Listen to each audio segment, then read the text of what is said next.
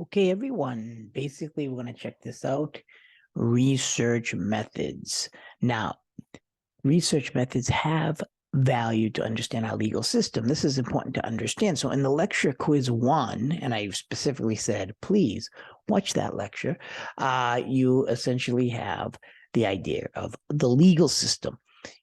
In the quiz lecture, I noted that Rittenhouse case, the word victim could not be used. That's really cool because not cool, I don't know what you think of the case, but if you think about it, that's interesting because why did the judge say you can't use the word victim, but you could use the word looters, I think it was arsons, etc. So discourse matters, and that's a more interpretive understanding of the world, right? And we're going to get into these other cases. I don't remember saying poop on the pillow, but you can be the judge of that. Now, in the lecture on quantitative qualitative methods, which is the best description of quantitative research?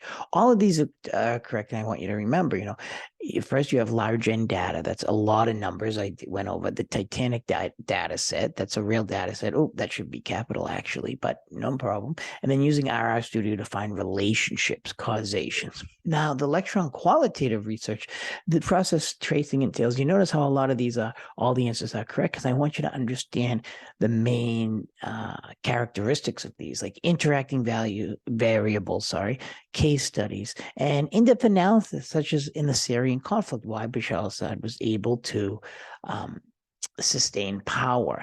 And then variance, this basically focuses on the end result, the dependent variable, to see if there's a difference between cases.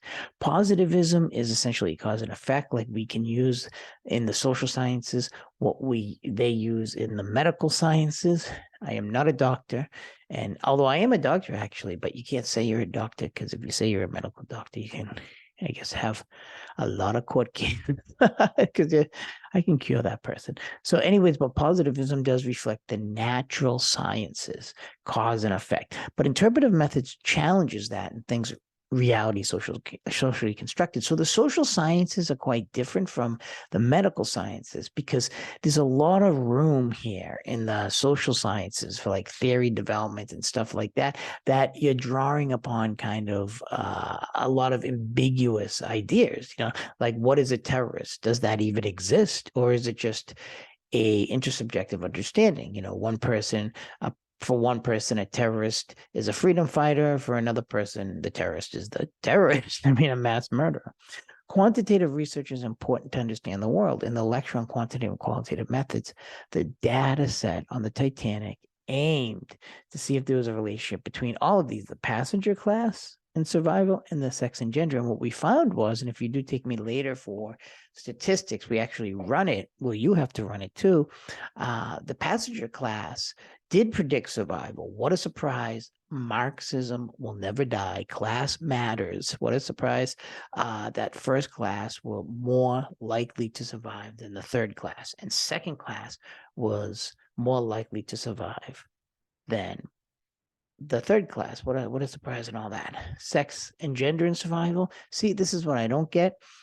Men were more likely to die than women. See, chivalry will never die. See, I think that that's offensive, because women are 100% equal to men. So, it would be offensive if I allowed a woman to take my seat on that boat. So I'm getting the hell out of here. And, what can I do? Because I'm a feminist. So men and women should be equally likely to die. That's because, I'm very, very, very feministic.